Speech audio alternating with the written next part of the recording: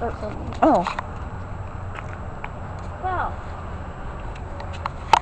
we're here in downtown Memphis, Tennessee at Uptown Square, which is formerly known as Lauderdale Courts. It was a government housing project after World War II. It was doomed for demolition in the early 2000s, and the fans were the ones who saved it by signing a petition. The Presley family came to Memphis in 1948 from Tupelo, Mississippi, when Vernon Presley had a very difficult time finding work. So he packed up Gladys and Elvis and rode in the Plymouth to Memphis, Tennessee, as Elvis said, for better things on the horizon. Elvis always had a very good feeling about Memphis when they chose to come here. They lived in many places before they came here to Lauderdale Courts at apartment 328 Winchester Avenue, Memphis, Tennessee. And the housing they had was very, very bad. They had some family here, but the family was in the same predicament that they were. They were in really detrimental poverty. Elvis was here when he went to Humes High School, when he graduated from Humes, when he worked for Crown Electric Company and drove a truck and worked as an electrician. It was not here that he lived when he first recorded My Happiness and at Sun Studio for Sam Phillips. They lived in a house off of Alabama Avenue, which is no longer here. They totally got rid of Alabama Avenue when they created the Danny Thomas Hospital here in Memphis. But Elvis would often bring people down here to see the Danny Thomas Hospital, and he would say, "I lived here once." Well, they came here in 1953, and it was an income-based housing apartment, a 2-bedroom apartment, very tiny rectangular kitchen. Gladys would go down to the food pantry, get what she could to feed her family. There were times the family was so poor, Elvis did not even have lunch money. So things were very, very bad. There are stories that Elvis used to practice his singing down in the laundry room, which is no longer there. People could hear him from the pipes.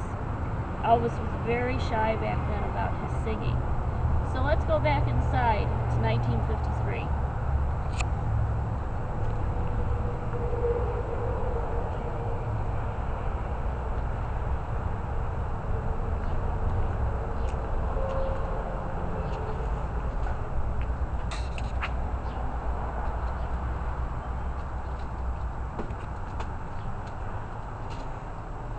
Come on in to 1953, Lauderdale Courts. Stuck. Here is some of the history of the courts. Pictures of the Presley family. Very, very 1950s. A picture of Elvis in front of the family car. Elvis in his ROTC uniform. A young Elvis at Humes High School. Gladys and Vernon Presley, Minnie Mae Presley, Elvis's grandmother. Over here, we have the teenage Elvis sitting out in front here at Lauderdale Courts.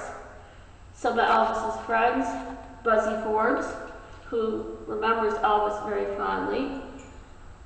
Probably a 14-year-old Elvis right here, which is probably how he looked when they came from Tupelo. Here we see the beginning of Elvis's creation of Elvis when he was starting out in the business. Very dramatic, the flashy clothes from Lansing Brothers. Elvis knew what he wanted. He just wanted to get the very best for his family. He didn't want his mother to have to work at St. Joseph's Hospital anymore and scrub floors. Vernon held down a job for a very short time at the United Paint Company, which was close to here. Memphis was very different here in the 50s. it's just, when you look outside Elvis's bedroom upstairs, you see an overpass, of course, which was not there. So Elvis had a very different view down here than what we have today. But these are some things.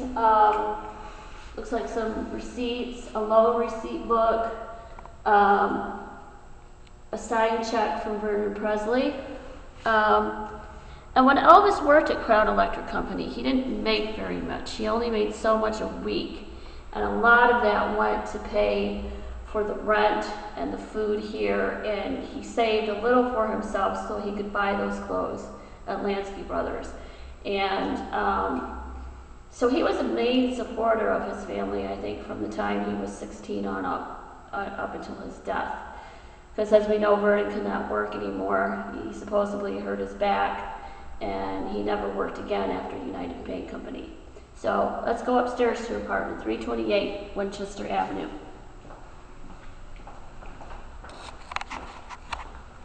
Very tiny staircase. Now this has all been redone, but the apartment is the only original apartment with the original foundation from Lauderdale Courts. All the other apartments here have been redone, except for the Presley apartment, apartment 328, which is where we are now.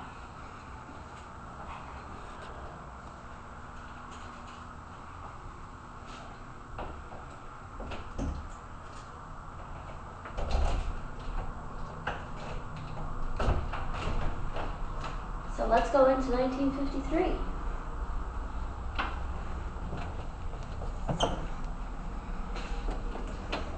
So we're here.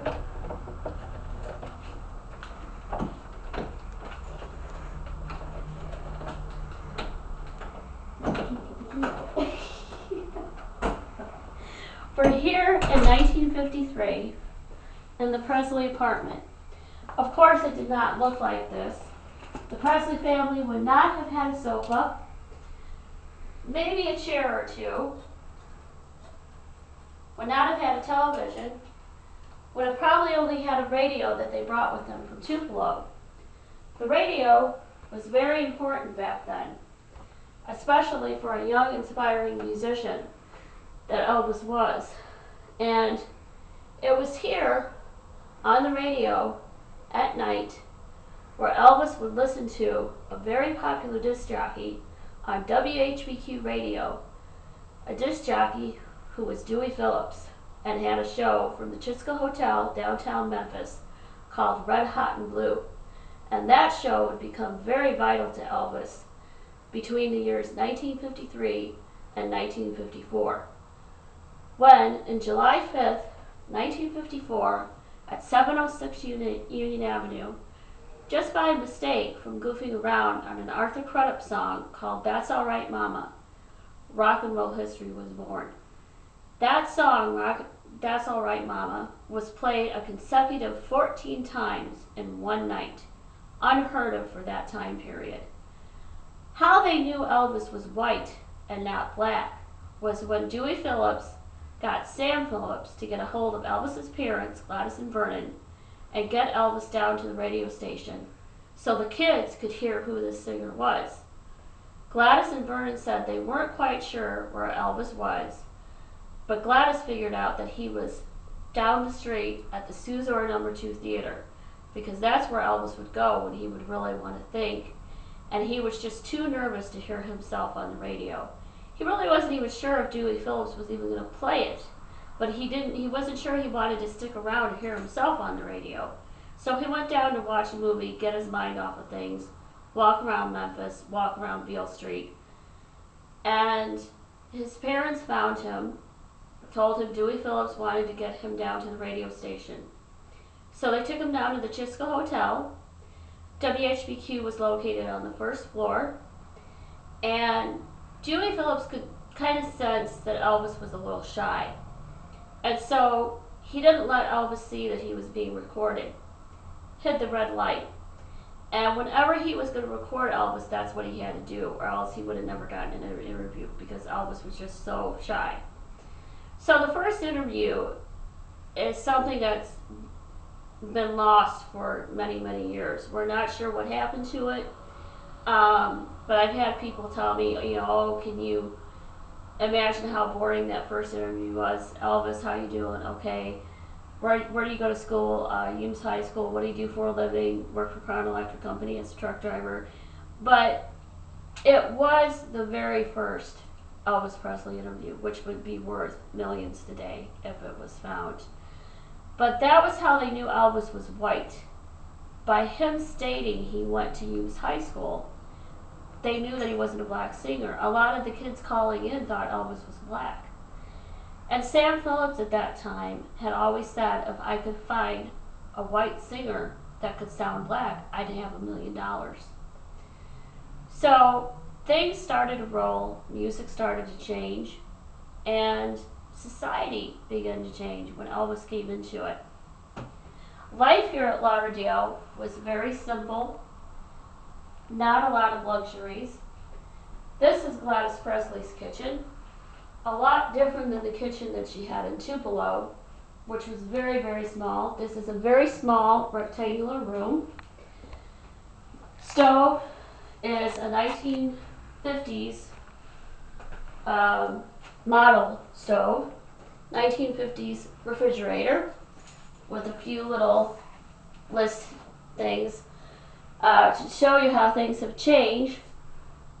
Steak round, 79 cents a pound. Roast chuck, 89 cents a pound. Oleo new made, which is probably what she used maybe in her bread or her cookies, or if she had enough to bake with, that's what she used. And we all know how Elvis liked his sweets. What a 1950s refrigerator would look like. And of course you'd have your milk delivered if they could afford milk.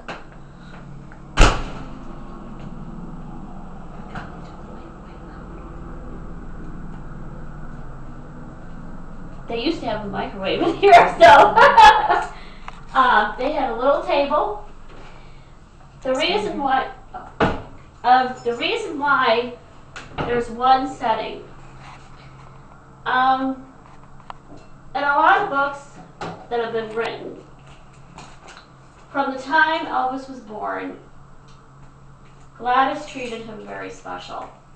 That was her only son, her only child, and she loved him more than life itself.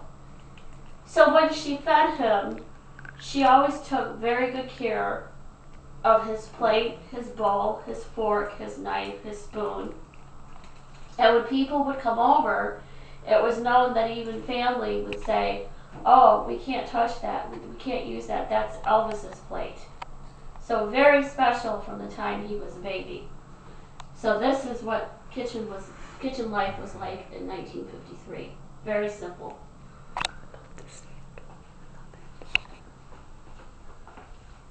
So now we come to the bathroom, even smaller in 1953. Can imagine Elvis doing his ducktail in here, getting it just perfect, coming home from Crown Electric, taking a shower, relaxing with his family, which he loved to do. And this little room is the room where Gladys and Vernon stayed. Very simple. I'm sure she didn't have as many pillows as they have here. She probably maybe had one for each of them. But she made it as much of a home as she possibly could with what they had. And I'm sure when they looked out, things were very, very different in 53. She probably did have pictures of Elvis near them. Picture of him from high school at Eames in 1953. Very young, very handsome. He was already beginning to develop his look, which was his own.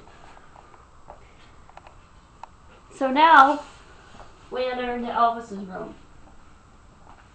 Very simple man who would later own Graceland. This is the room where a teenage Elvis grew up from 1953 to about the beginning of 1956 until he bought Audubon Drive, the home on Audubon Drive. This, of course, is not Elvis's actual bed. And of course, Elvis would not have been able to afford a telephone. His parents would not have been able to afford a phone. So, and when you lived here, with the heat, they didn't have central air. So, as they say, when you lived in poverty, you sweat. And they certainly had that in Tupelo with how they lived. They did not experience central air really until Elvis bought Graceland in 1957. I don't think they had central air at Audubon yet. That was definitely a luxury, and he wasn't quite there yet until he made Loving You and Jailhouse Rock, and Heartbreak Hotel had went multi-platinum, which is what helped him to buy Graceland. And so you see, Elvis he grew up very, very simple. Poverty was something he never got over, he never forgot. He always said, especially in the late 50s, it could be gone in a second for him, and they would be right back to where they were. And that frightened him. He used to have nightmares in 56 and 57, waking up thinking, that it was all going to be gone. And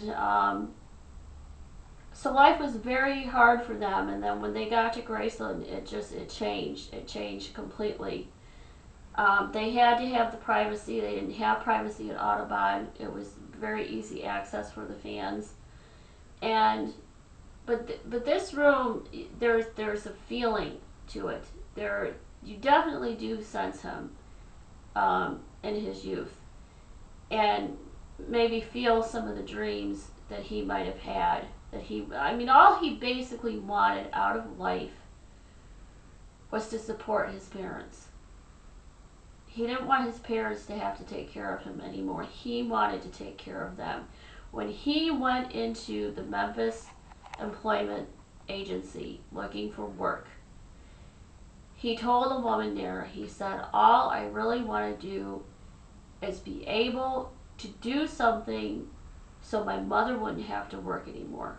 So my mother would not have to scrub floors or work down at the cafeteria like she does, because Gladys worked at a cafeteria downtown for a while until she couldn't do it.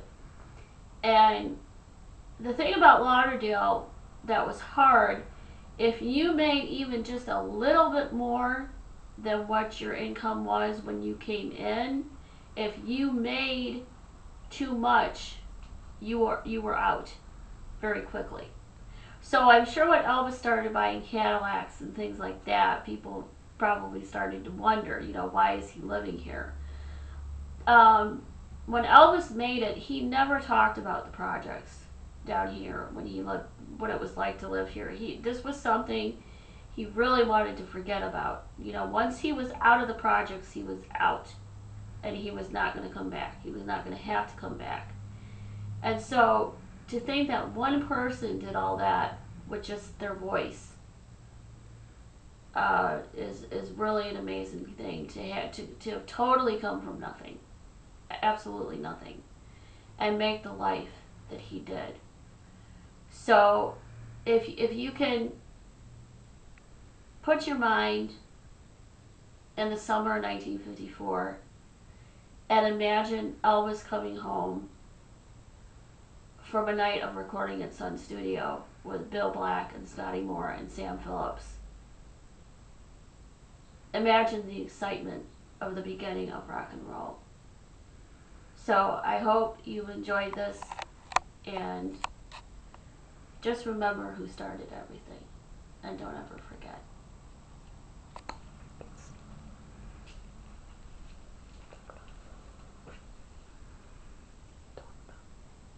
Oh, the wall. This is the wall of kisses that the fans started when the apartment was opened up for tours and where people are allowed to come and stay here. And they write on the wall, they write little messages and things like that. And you know, it's all different generations. There is a yearbook of a copy of a yearbook here, the Herald 1953 50th Anniversary Edition, and this was the year that Elvis graduated from Humes High School. So it's a pretty cool thing to look at because you see all the signatures and that, and it's really quite interesting. So it was a totally different time period than today. But just always remember where the music began, and it began here. The idea, the dreams that a young boy from Tupelo had started here, and don't ever forget.